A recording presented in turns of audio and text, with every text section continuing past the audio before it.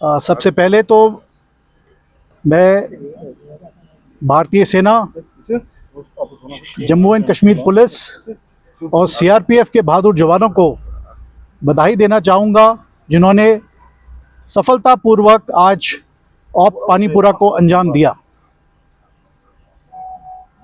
पिछले कुछ समय से हमें खबर थी कि बारामूला डिस्ट्रिक्ट के सोपोर इलाके में टेररिस्ट की कुछ हरकत है।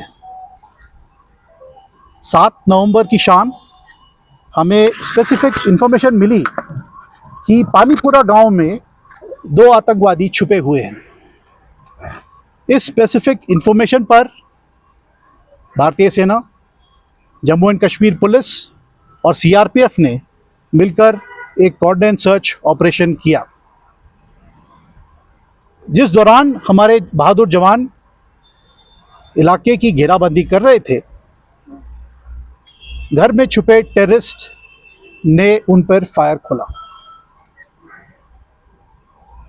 इस कार्रवाई को हमारे बहादुर जवानों ने बहुत ही सटीक तरीके से और बहुत ही प्रोफेशनल मैनर में फायर कंट्रोल और रिस्ट्रेंट दिखाया और जवाबी कार्रवाई बहुत ही सही तरीके से की, जिससे कि टेररिस्ट को उस लोकेशन में फिक्स किया गया और उनके फायर को कंट्रोल में लाया गया।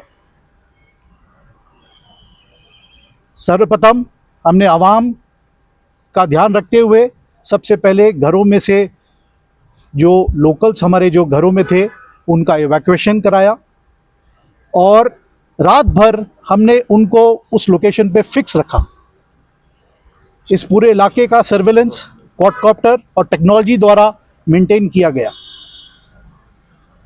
आज सुबह 8 नवंबर यानी जिस दौरान हम सिविल जो बचे कुचे घरों में थे, हमने उनको भी जब इवैक्यूएट किया, इस दौरान इन आतंकवादियों ने अंधाधुंध फायर शुरू किया। इस फायर को हमारे बहादुर जवानों ने बहुत ही सही तरीके से फायर कंट्रोल और रिस्ट्रेंट और प्रिसिशन के द्वारा उनको न्यूट्रलाइज किया। ये दोनों आतंकवादियों के पास से भारी मात्रा में वॉरलाइक स्टोर्स और अदर मटेरियल मिले हैं और इनकी शिनाख्त जारी है। जितना हमें सामान और हमारी सूझबूझ है, इसके मुताबिक हमें ये पता लगता है कि ये आतंकवादी नॉर्थ कश्मीर में पिछले कुछ रोज़ों से ऑपरेट कर रहे थे और इनका मारा जाना सिक्योरिटी फोर्सेस के लिए एक बहुत बड़ी कामयाबी है। जैसा कि आप जानते हैं, पिछले कुछ हफ्तों से सिक्योरिटी फोर्सेस ने मिलकर, यानी कि भारतीय सेना, जम्मू एंड कश्मीर पुलिस और सीआरपीएफ और अन्य एजेंसीज सब ने मिलकर आतंकवादियों पर एक बहुत ही प्रोएक्टिव तरीके से ऑपरेशंस लॉन्च किए हैं और इस कार्रवाई के दौरान हमें बहुत सफलताएं भी मिली हैं, जिसमें कि काफ़ी नामी आतंकवादियों का भी सफाया हुआ है।